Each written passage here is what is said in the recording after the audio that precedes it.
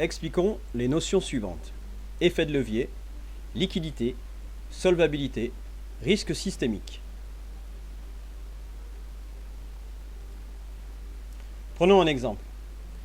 Nous allons comparer la rentabilité de deux banques, A et B, qui ont deux structures de passifs différentes, avec une rentabilité des titres de 5%, par exemple ce que peuvent rapporter des actions, des obligations, et un taux d'intérêt débiteur de 4%.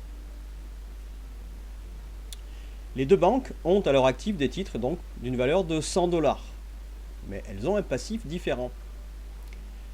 Dans la banque A, il y a une dette de 80 $ et un capital de 20 $. La banque B a, elle, une dette de 95 $ et un capital seulement de 5 $. La banque A dispose d'un effet de levier de 5.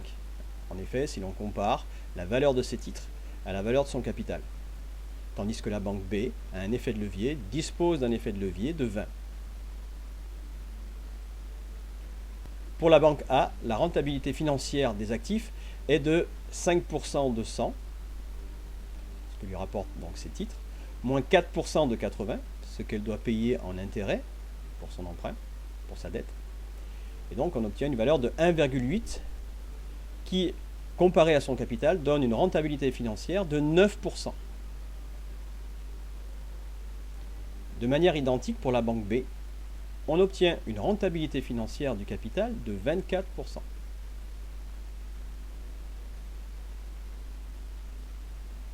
Il est donc beaucoup plus rentable d'être actionnaire de la banque B. 24% contre 9%. Ce qui incite les acteurs de la finance à s'endetter.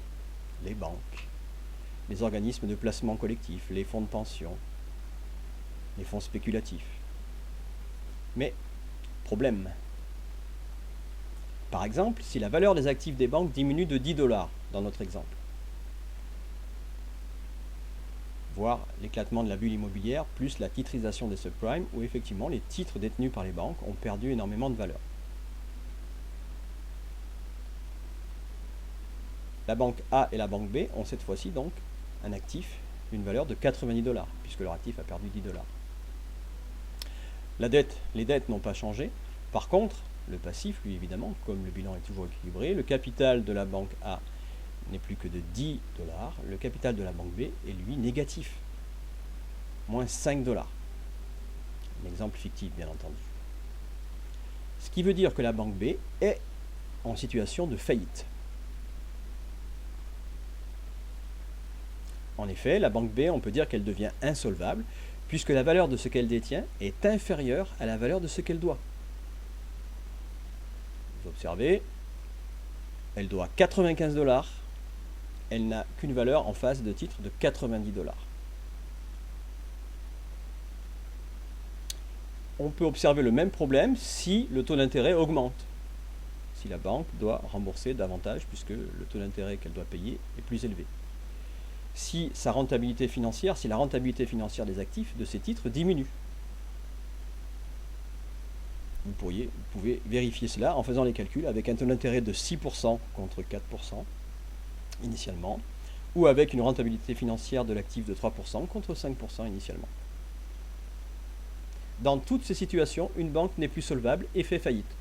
Sauf bien entendu si les États interviennent massivement pour sauver les banques, c'est-à-dire soit pour les recapitaliser, pour les nationaliser éventuellement, ou en tous les cas leur prêter les liquidités dont elles ont besoin. Cette faillite entraîne la méfiance des autres banques, qui ne se prêtent plus entre elles. Elles ont toutes peur de la faillite des autres banques. Certaines banques, qui n'ont au départ qu'un problème de liquidité, par exemple pour faire face à leurs engagements, la demande de billets de la part de leurs clients, elles ne trouvent plus de refinancement. Elles sont donc obligées de vendre leurs titres et même de les brader. Les titres, puisque si tout le monde agit de cette manière, elles sont à la recherche de liquidité, donc sur le marché, la valeur des titres va diminuer et leur actif perd de sa valeur. Le problème de liquidité se transforme donc en problème de solvabilité. Elles risquent donc de faire faillite en cascade. C'est un effet domino. Cela illustre parfaitement ce qu'on appelle le risque systémique.